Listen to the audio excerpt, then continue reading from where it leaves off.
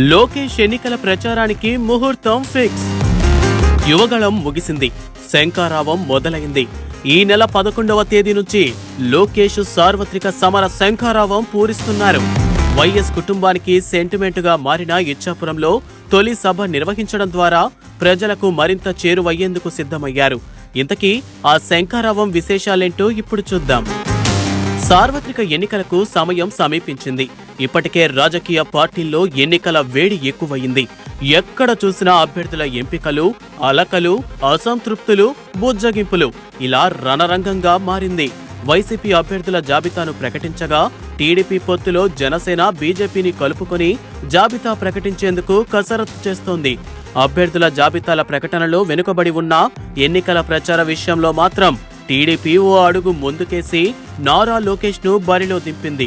శంఖారావం పేరుతో ఈ నెల 11వ తేదీ నుంచి ప్రచారం ప్రారంభించేందుకు నారా లోకేష్ సిద్ధమయ్యారు.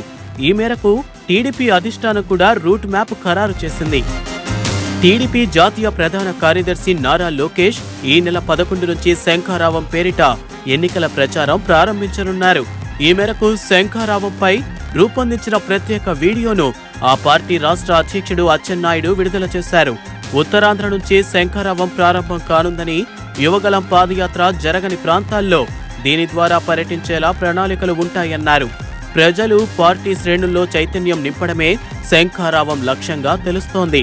రోజు 3 నియోజకవర్గాల్లో పర్యటన ఉంటుందని, సుమారు 50 రోజుల పాటు కొనసాగుతుందని అచ్చెన్న ప్రకటించారు. ఇచ్చాపురంలో ఈ నెల 11న తొలి సభ నిర్వహించనుండగా జగన్ పాలనలో మోసపోయిన వారికి భరోసా కల్పించడమే లక్ష్యంగా సాగుతున్నట్లు ప్రకటించారు. వాస్తవానికి నారా లోకేష్ ఇదివరకే యువగళం పేరుతో ప్రజలతో మమేకమయ్యారు. అనేక కష్ట నష్టాలను ఓర్చి ఎన్నో ఒడిదుడుకులను ఎదుర్కొని యువగళం పాదయాత్ర పూర్తి చేశారు. 400 రోజుల్లో 4000 కిలోమీటర్ల మేర నడిచి రికార్డు సృష్టించారు. ఈ సందర్భంగా రైతుల నుంచి విద్యార్థులు, వృద్ధులు, మహిళలు ఇలా అనేక వర్గాలతో మమేకమై వారి బాధలు అడిగి తెలుసుకున్నారు. అధికార పార్టీపైన విమర్శనాస్త్రాలు సంధించారు. ఇప్పుడు లోకేష్ మళ్లీ మరోమారు ప్రజాక్షేత్రంలోకి దిగి ప్రజల మద్దతు కోసం ప్రయత్నం చేయనున్నారు. వాస్తవానికి ఈ నెల 5వ తేదీ నుండి లోకేష్ ఉత్తరాంధ్ర పర్యటనకు రెడీ అయ్యారని టీడీపీ వర్గాల్లో తొలుత చర్చ జరిగింది. శంఖారావం పేరుతో ఆయన 3 జిల్లాలలో సభలు నిర్వహించనున్నట్లు బయటకు వచ్చింది. యువగళం పాదయాత్రలో లోకేష్ అన్ని ప్రాంతాలను కవర్ చేయలేదు. ఆ కవర్ చేయని ప్రాంతాలలో ఇప్పుడు లోకేష్ శంఖారావం పేరుతో సభలను నిర్వహించనున్నారని తెలుగు తమ్ముళ్లు మాట్లాడుకున్నారు.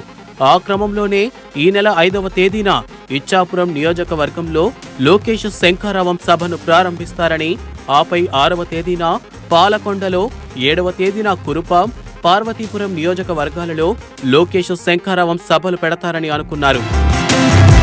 అనివార్య కారణాలతో ఆ ప్రక్రియ ఆలస్యమైంది. ఈ నెల 11వ తేదీన ఇచ్చాపురం సభతో లోకేష్ శంఖారావం ఊపందుకోనుంది.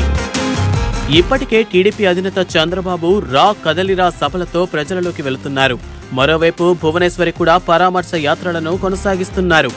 ఏపీలో ఎన్నికలకు సమయం దగ్గర పడుతున్న తరుణంలో లోకేష్ మరోమారు జనంలోకి వచ్చి టీడీపీకి అండగా ఉండాలని ప్రజలను కోరనున్నారు. మొత్తంగా కుటుంబం మొత్తం ప్రజల్లోనే ఉండటం ద్వారా ఇప్పటికే ఎన్నికల ప్రచారాన్ని ప్రారంభించినట్లు చెప్పకనే చెప్పారని రాజకీయ విశ్లేషకులు భావిస్తున్నారు. ఇక ఇప్పటి వరకు అభ్యర్థులను ప్రకటించడంలో తలమునకలై ఉన్న వైసీపీ కూడా ఎన్నికల ప్రచారాన్ని మున్ముందు వేగవంతం చేసే అవకాశం కనిపిస్తున్నట్లు ఆ పార్టీ వర్గాల్లోనూ చర్చ జోరందుకుంది.